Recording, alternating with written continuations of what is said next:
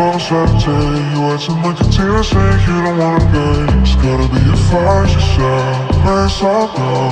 Love it when you look at me that way. Now we're in your water and I hate it with a ball.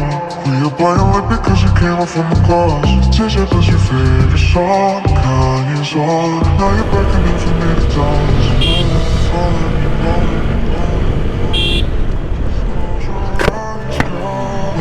Telling me we gotta go. Won't you take me home? I wanna ride it. We're all alone, ride it. Just lose control, ride it. Cause it's হেই, চলে আসলাম অ্যাক্সিডেন্টের পরে। And অ্যাক্সিডেন্টটার main কারণটা হচ্ছে, আপনাদেরকে বিষয়টা একটু বুঝিয়ে বলি যে গেছিলাম আমরা একটু বাগেরহাট বাজারে।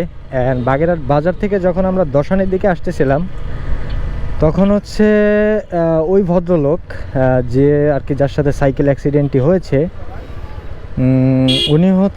উনিও ওই দিক থেকে বয়েজ স্কুলের এদিকে, অর্থাৎ নূর মসজিদের এদিকে আসতেছিল। যারা বাগেরহাট থাকেন এবং বাগেরহাট চিনেন তারা বুঝবেন হয়তো।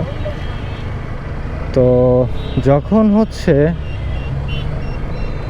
উনি হচ্ছে এইদিকে আসতেছিল অ্যান্ড আমরাও হচ্ছে এইদিকে আসতেছিলাম, বাট উনি আমাদের সামনে থেকে হঠাৎ করেই পিছনের দিক না তাকিয়ে অ্যান্ড কোনো সিগন্যাল ছাড়াই উনি বাম দিক থেকে ডান দিকে চলে আসে, যে কারণে বাইক ব্রেক করেও কন্ট্রোল করা যায়নি। অ্যান্ড তার পিছনে যে হচ্ছে আমরা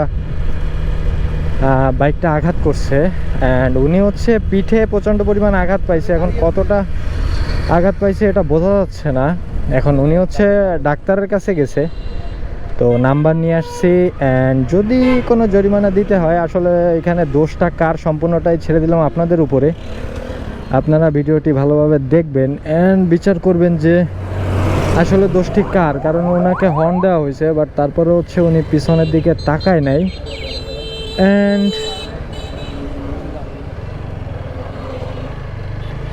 পিছনের দিকে তাকায় নাই।